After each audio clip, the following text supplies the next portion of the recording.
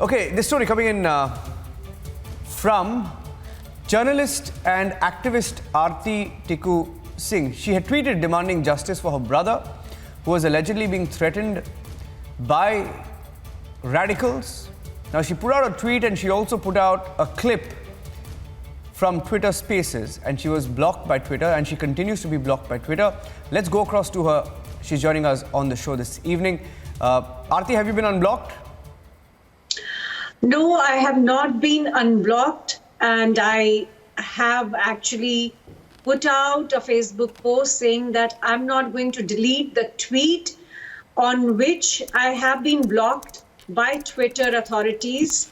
And I feel that Twitter is highly unbiased against the victims of Islamist terror, because the reason that I had put out a tweet on which I have been blocked by Twitter is because my brother was threatened by Islamist sympathizers and by the supporters of terror network in Kashmir, some of whom are based in UK, some are in Pakistan, some are in US, and some, of course, are in Kashmir.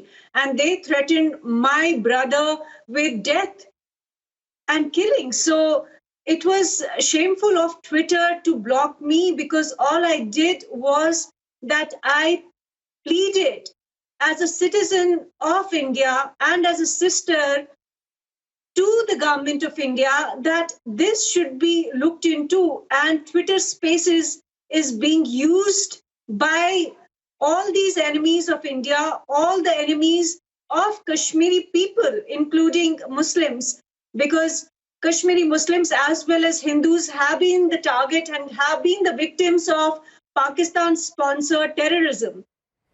And Twitter, on the other hand, is providing this platform to all these Islamists and these terror sympathizers and supporters across the world. The one thing I actually want to point out to your channel is that I'm not an activist. I'm a journalist. I have been a professional journalist with all my honesty and integrity. I have always worked professionally and objectively.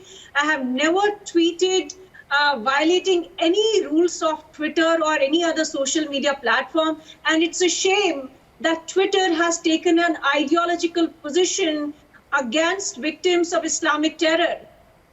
And the government of India has shown that it actually does not have much say on any of the social media networks, any of these big tech giant companies like Twitter, because Twitter is actually censoring voices and opinions that does not suit their own ideology and their own political agenda in the West, in US, and in India and other democracies.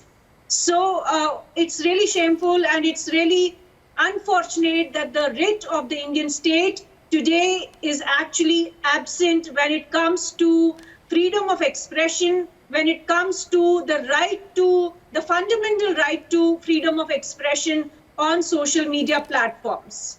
Yeah. Okay. Are they small? Okay. Small response from you before I let you go. We have to take a short break. But have you raised this with the government? What can be done in this case? Well, to begin with, the government of India, if you remember, has been at loggerheads with Twitter. There have been several incidents where Twitter, in fact, defied Indian laws. Twitter has time and again shown that it does not respect Indian cyber laws. It does not respect our digital laws, and it is basically having complete monopoly over freedom of expression in social media space.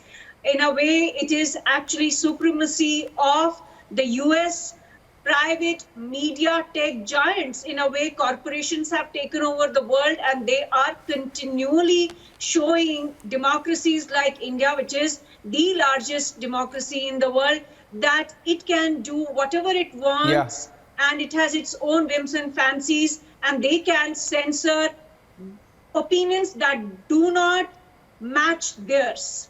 Yeah, let's see where the story goes. We're tracking this closely. Thank you for speaking to us, Aarti Tikoo, journalist. She continues to be blocked by Twitter.